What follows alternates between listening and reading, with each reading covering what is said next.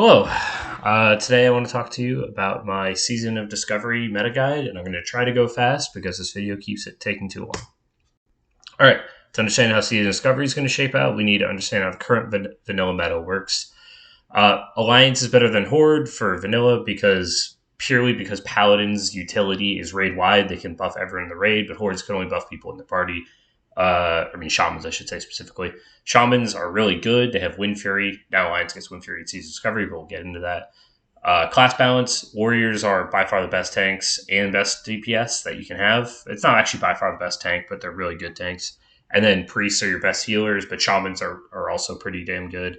The raid goals, it's not to progress. Progression is not an issue in Classic. It's really easy content. It's about speed running. And raid composition, utilities, strategies, everything you're doing is to push speed, not to push can you kill the boss. Just to explain the next couple slides, why I choose Patchwork for DPS rankings. It's a target dummy fight. Obviously, it's not relevant for AoE damage, which is very relevant in a speedrun setting, but the DPS numbers still align. You're still going to see Warriors on top in terms of total trash damage, not just boss damage. Why is SAF good for healer rankings? Taking the whole raid doesn't make sense because a lot of the raid, you're not actually being stressed as a healer. You don't need to put out as much HPS as possible. SAF is a fight where tanks are getting hit a lot. The entire raid is getting hit a lot, and every healer needs to be limit tested for how much they can heal. So DPS rankings, you can see Warriors way ahead of the pack here. They're doing almost 1500 DPS, whereas a Paladin or more than half the classes are doing 900 or less. They're just so far ahead of every other class. It's not even close. And these are the top 90%, by the way. The actual median is way lower for many of these classes compared to the top 90%. Healers, you can see healer priests are just way ahead. Prayer of Healing does an insane amount of healing, but even if you're just casting Greater Heal, healer priests just have way more healing on their abilities. If you look at like a Paladin, Flash of Light heals for like 500 base. A Flash Heal heals for like 900 base. There's just a massive difference in the amount of healing that a priest can put out compared to other classes. Tank meta, there's only two classes, so there's no point in having a graph up here, so I just talked about it. There's only two tanks, and it's important to understand why Warriors are chosen. So it's not that Warriors are actually better overall. Druids actually put out more threat than a Warrior, even a Fury tank dual-wielding Warrior and not a Sword and Board Warrior who's Fury Prot. Druid will still do more threat, especially with MCPs. With MCPs, Druid threat is off the charts. But the big difference is mitigation. Mitigation is not really an issue for 90% of fights in Classic WoW. A lot of bosses just sort of don't hit hard. But the bosses that do hit hard, Druids are not crit immune. They can be crit and they can be crushed. And there's nothing they can really do to prevent that. They can build defense to prevent the crit, but it's not going to do that much. And they can never push crushes off. They're always going to get crushed. They just have to face tank it. They get a lot of armor, a lot of health, but on fights like Patchwork where they just hit like a truck, Druids are just, you can't run Druid there. So because of that, you can run a Warrior in 100% of scenarios. You can only run Druids in 90%. People usually just stick with one Warrior as their main tank or set of Warriors. Druids are viable, though. You can main tank 90% of fights on a Druid. It's just a couple that are really hard for Druids. And even then, you can still make it work. It's just not as good. Also, one more thing for Warriors. Warriors have cooldowns. Druids don't. So when a Druid can pop, Warrior can pop like Shield Wall, Last Stand, whatever. And that can really clutch in like enrage parts of fights. Optimal comp, just to show you like what the meta looks like today. You can clearly see the whole comp is basically built around the idea of how many Furies can you shove into one raid comp. Even the Protection Warriors are going to be Fury Prot, so it's not like they're not able to put out damage when they're not doing it. To explain some of the weird ones, Marksman is just there to pull. You don't actually need a Marksman Hunter. A lot of raids run without them. The raid I'm in runs with one. It's convenient to keep, for a speedrun setting, as a sort of quality of life feature to have the Hunter there to pull more packs. The Rogue, you could bring two Rogues. You bring them for kicks and IEA. You need one for IEA. You don't even need IEA, so you could probably cut all your Rogues and be absolutely fine. But IEA is a net damage increase over the course of the raid, so it's good to have. For the casters, you might be thinking, wow, Fire Mages must be good. You bring four of them. You only bring the Mages because they decurse. If Warriors could decurse, you would not bring any of those casters in Group 8. You would just bring more Warriors. And Group 7 would just be one decurse lock and a bunch of healers. If you're on Horde, you swap all the priests here with Shamans, and then Group 1 would be a Shaman as well. And then the Priest would be sitting in group 7. They wouldn't get off the Prayer of Feelings, but you have Chain Heal, so that covers your AoE healing. How does SoD change the meta? Well, SoD adds runes, as I'm sure everyone's aware by now, and the runes are absolutely busted. Some of these runes are so strong, you'd probably give up entire talent trees to get them. They're just unbelievably powerful, and the actual power ranking of every single class is going through the roof, especially for the meme specs. So expect a big shakeup. With the runes we've released so far, this guide is going to be basically answering the question, if we hit 60 with only the runes we have today, how would that look? Like, what would the meta look like? What would we expect to be on top? And that maybe can give you an idea going into future content phases, because maybe the runes continue to follow a similar pattern, but we'll see. Warrior. So Warrior didn't really get anything super exciting. Nothing that's really like, oh wow, this is going to change the way Warrior plays, except for maybe Warbringer or PvP. But they did just get a lot of just percent damage increases while they're already the best DPS class in the game. It's probably going to be at least a net 25 to 30% damage increase, if not more, for Fury Warriors across the board. I guarantee by the time the runes are out, Fury Warriors are going to be doing 2k DPS at least. And they are going to be an absolute DPS monster. This is probably the strongest DPS buffs so far we've seen for our class, and they're already on top. So if you're worried about Warriors not being in a good spot at 60, barring some new runes coming out, then you're probably going to be safe to roll a Warrior and be DPS. Tanking, though, they didn't really get much tanking support, and a lot of other classes got a lot of tanking support. The Prot Warriors, they don't get crit immune like almost every other tank in the game gets now, but they do still have shield block, which allows them to push crushes and crits off the table while that's up. So Sword and Board Warriors are still going to be really good mitigation tanks, and by default, they'll be able to mitigate a ton of damage even without good gear. So it's still a good choice, but probably the meta is going to be Druids, and I'll get more into that later. For PvP, Warbringer is so good for PvP. This is going to change up how Warriors play. You're no longer going to be just food for Frost Mages. So, expect Warrior plus Healer to be even more of a menace now. Paladin, so Rep Paladins get a lot this expansion. They are going to be doing significantly more damage, but they're not going to be matching Warriors so far. Maybe if we see more talents come out, or runes come out, more gear options come out, we can see Rets come up to that, quite close to that.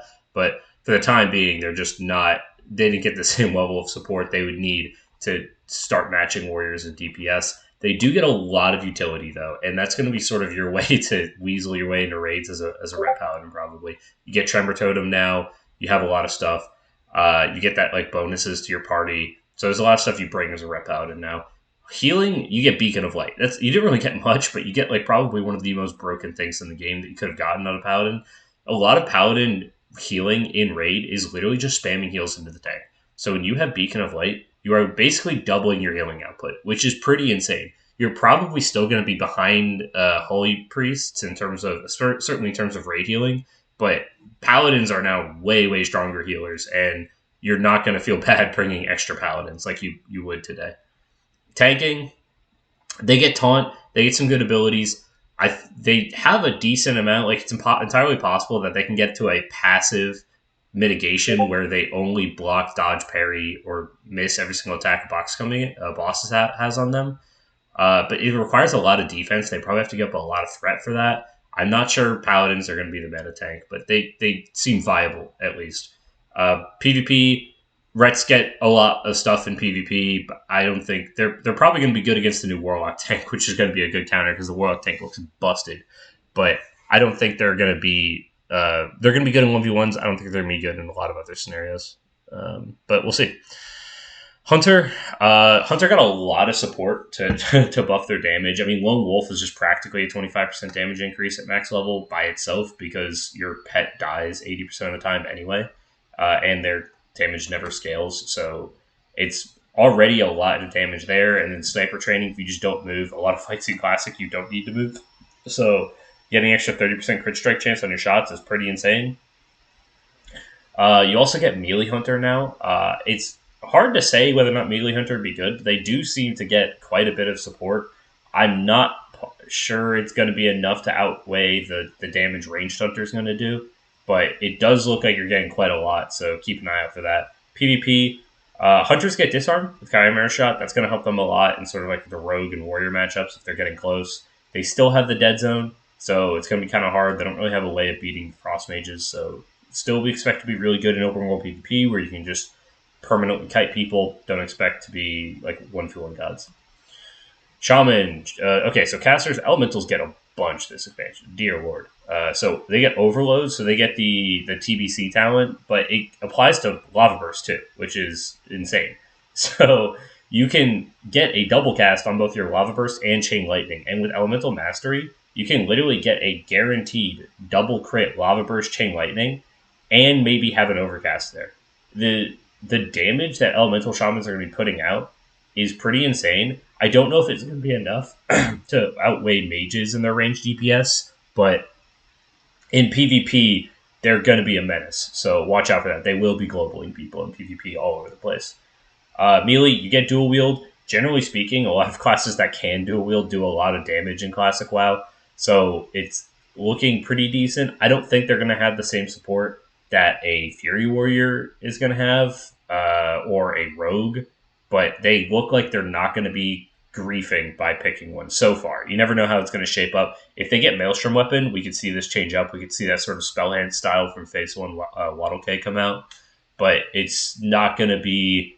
I don't think it's up there yet, but we'll have to see with the range coming out. Tanking, Shaman tanks are shockingly tanky. This armor value increase is pretty insane. And I think they become crit immune or something like that as well. The block value part of Shield Mastery and their other talents is pretty useless because block value is kind of a meme in Classic. It's just a flat reduction on the amount of damage you would take when you block, but it's really not that much. I mean, you'll get hit by 5,000 pre-armor, and the block value reduced 200 of it. It just doesn't make a big difference. Healing. Resto Shamans do get some abilities here, but nothing that's really crazy so far. I mean, they get Healing Rain, they get some classic abilities like Earth Shield, but nothing that's going to really push the needle for Resto Shamans like eclipsing priests or anything like that.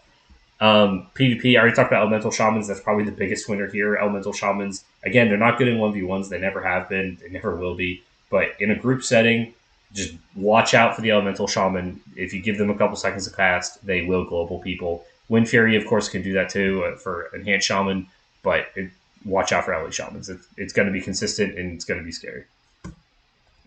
Druid. Druid's probably the biggest winner so far of all the runes, most notably in just the fact that Ferals get Wild Strikes, and that is insane. So if you don't know, now Feral Druids give Wind Fury to their party. That is a massive DPS increase. They were already giving crit with the Leader of the Pack. Now they're giving Wild Strikes as well. If you're a cat, I did some quick math. It's probably going to come out to, I don't know what the percent it's going to come out to, but if we just assume 10, 12% with crit and Wind Fury bonus damage to a warrior, and it's probably a conservative estimate, you take that times 4, add that to the damage a cat's doing. A cat plus 4 Fury Warriors is probably better than 5 Fury Warriors. So you're going to want to bring Feral Cats, and it's convenient because they are the same exact spec as Bears, and Feral Bears are looking really strong, mainly because of Survival of the Fittest. You see, one of the only things holding back Bears in Classic WoW was simply the fact you basically couldn't run them on fights like Patchwork, because they would just get clapped because they do not have a way to push off crushes and crits like a warrior does, and they just have to face tank everything.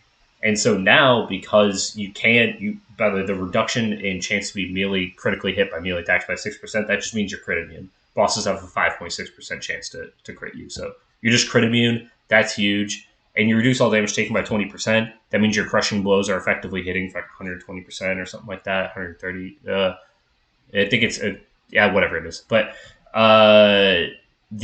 so you can't run these both simultaneously as a bear, unfortunately. So if you're bear tanking, for most fights, you probably won't need Survival of the Fittest, so you're just going to run Wild Strikes. And then when the Patchwork comes up, you're going to swap your rune to Survival of the Fittest, and you will be able to maintain that. So bear tanks are now completely viable, and the fact that they were already threat monsters, and that's only going to get better with Lacerate coming in the game now, just expect bears to be absolutely insane, especially if MCP continues to exist. I don't see why it wouldn't, but you never know what they're going to change. Caster DPS, Boomkins get a lot. It's not going to be enough so far to outweigh fire mages and potentially arcane mages. We'll get to that later. But they're not, you're not griefing by playing a Boomkin now. They have the best mana talent, best mana rune that's ever been printed. Wrath is free now, so your filler ability is just free. So that's really convenient for you. Resto Druids get a lot in the runes, but nothing that's really insane so far. Like, there's still the problem of they're still very hot based in a meta where everyone snipes, and it's not really gonna be. They're not really going to be the huge HPS pumping machines that priests are. I don't see them, or even shamans. I don't see them pushing more healing than them. You also don't need to really bring that Resto Druid anymore now that you have so many Feral Druids you'll probably want to run.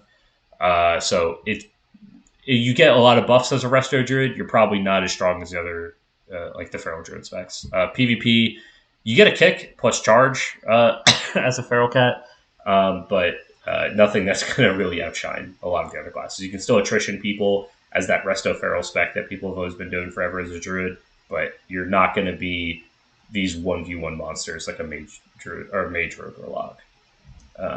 Anyway, speaking of Rogue, DPS gets the Asa rotation, so they get Venom, they get Mutilate, they get Shiv, they get all their poison stuff, including some other ones like Deadly Brew.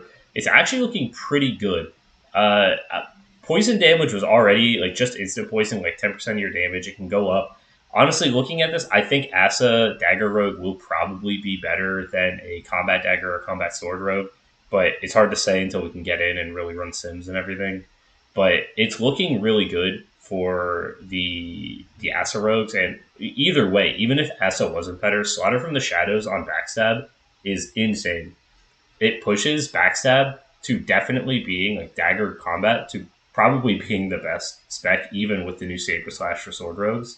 So expect to see way more at least expect to see more single target damage. I still don't think they take the spot from from Warriors who just got straight up like 25% more damage, 25% more damage, 10% more damage. That's the 3 runes you get as a Fury Warrior. It's just insane what they printed for Fury Warrior. Tanking, okay. Rogue tanks are going to be a meme at first. They are by far the squishiest of the tanks because all of their mitigation is just avoidance. So they either take no damage or all the damage. And the problem is, now they are crit immune, which they just gave to everyone nowadays, except for Paladins and Warriors, but they only avoid or just take full damage. But the problem is, although that sucks, and that's literally the opposite of what you want from a tank, because you never want, the last thing you want is spiky damage. You would rather take more overall damage, but have it be less spiky as a tank, than take less damage, but have it come in big spikes. Because you get a couple spikes in a row as a rogue, you're just dead. You don't get the armor buff that everyone else is getting. You're just going to get clicked over. The problem is that, if you read ahead, vanilla rogues, before these runes, were already able to push 70 to 80% avoidance with gear and buffs and you know, Insect Swarm gives like 2% chance to miss the boss. Obviously, you have marbles or something. There's a lot of ways you can push avoidance, and you can literally get, with these new runes, to 100% avoidance. You can dodge, parry, or miss every single hit a boss does. Take literally 0 damage. So, I mean, rogues I don't think are going to be that good at first, but watch out by the end of the expansion. We probably will, unless Blizzard changes something or messes with the gear, we're probably going to see rogues hit 100% chance to dodge, parry, or miss an attack, and will literally just take no damage from bosses. I don't even know if bosses apply their boss mechanics if they can't hit you. So it's pretty insane. So I would say keep an eye out for them. They're definitely like the rogue tank is a dark horse. In PvP, rogues are already strong. They actually don't get anything that's going to particularly buff them. I mean, obviously, Slaughter from the Shadows is going to give you more combo points as a rogue, but you really didn't need help. No one really got stuff to help them get out of your flowchart CC chains. So you're probably still going to be 100 to 0ing people in 1v1. Rogues have never been insane in group content, so you're probably not going to be excelling there. But in 1v1s, open world PvP, you're still rogues. You're still the gods of PvP in 1v1s. Priests actually didn't get a whole lot this expansion. They're probably like the biggest losers, if I had to say so. They do get some good stuff. So for the DPS, let's talk about DPS. I think there's a lot of Shadow Priests kind of coping, saying that like they're going to be viable now. There's a lot of problems with Shadow DPS outside. First off, none of the runes help their mana so far. So I assume we'll get a rune in the future for Shadow Priest, and by the way, I play Priest, that is going to increase mana regen. But the problem is, Shadow spells just don't scale well. That Mind Flay and Shadow Word Pain and I'm sure whatever, the new Void disease or whatever, they can't crit. So all of your spell, like all of your world buffs, increase your crit chance, and so you don't really scale with world buffs like a Fire Mage does, where Fireball always can crit. Right, you can crit on Fireballs, you can't crit on Mind Flay, you can't crit on your dots, and that makes up a lot of your damage. On top of that, Shadow Priests have just some of the worst spell power scaling in the game. And saying, okay, you do 20% more damage with your Mind Flay and Mind Blast, it still scales terribly with spell power. So until that scaling goes up or there's something that really pushes them over the top, it's just not that good, unfortunately. But they're better now. You're probably not griefing by playing a Shadow Priest now, which is what I think Blizzard was going for, but you're not going to be doing more damage than the Mage. Healing, you're still the strongest healer in the game, I think. You already had such a healthy lead with how much healing output Priest could put out. It's probably going to get even better. Prayer of Mending doesn't do a whole lot, but it does give you some more AoE options. You also have Circle of Healing. You have Power Barrier, which is going to be a good raid soak mechanic for, maybe if a tank party needs it or something. So watch out for that. I mean, you can already see Power Barrier be used on the last phase Patchwork or something like that. Like there's a lot of spots you'd use Power Barrier, so expect them to be used, expect them to be played. Priests are going to be great healers. PvP, Shadow Priests have always been really strong in 1v1s. They're sort of like the class everyone forgets about in 1v1s that are really OP just because of how durable they are. The shield gives them a lot. They have physical damage reduction with Shadow Form. They have a lot of armor with Inner Fire. They heal a lot with Vampiric Touch. If you have Undead, you have Devouring Plague. You now have a bunch more shadow damage you're doing. They deal good damage in PvP. Not as high as other classes, but they can consistently get it out because they are so tanky. But they for whatever reason, they have like short range spells, so they probably won't be insane in a group PvP setting. But in 1v1s, Shadow Priests have always been monsters. Watch out for them. Homunculi, by the way, I just put it out there. Probably going to be a guaranteed one priest is running Homunculi for bosses just for the armor reduction. Mage. So Fire Mage, already really good with Burnout and some Icy Veins and the other things coming out. Burnout, they're just going to be even stronger. I don't know what the actual DPS increase is going to come out to. Probably 20%, 25% increase on Fire Mage damage so far. The Dark Horse, though, is Arcane Blast. They gave mages Arcane Blast. And if you play TBC and you remember what happens when a mage cannot care about their mana in a fight, because the downside of Arcane Blast is that it does more damage, ramping more damage, but it costs more mana. But if you have mages and you just give them Innervate and they have ways of, they print a rune, it's like you take, your mana doesn't go down for the next 5 seconds or something. Watch out for Arcane Mages, because I guarantee you if this goes on and we get a lot of support for mages and their mana, you're going to see them just pump damage. Healing, mage healing in a raid is viable. It will 100% be viable. I don't think they'll do the healing output of other classes, but they are very strong healers in raid. And because mages have a lot of ways to regenerate mana, they have their gems and they have Evocate. That's already a ton of mana they get back on top of their giant mana pools. They are really good healers just for long fights. They will consistently be healing. They won't heal as much, but they will do a lot. And then also, if there's a big blast that comes out, like AoE hits everyone, the rewind time does a lot of instant cast healing there, and that's pretty insane. Frost Mage in PvP is going to be nuts. They got Ice Lance, and Fingers of Frost. There's almost nothing more you could have asked for.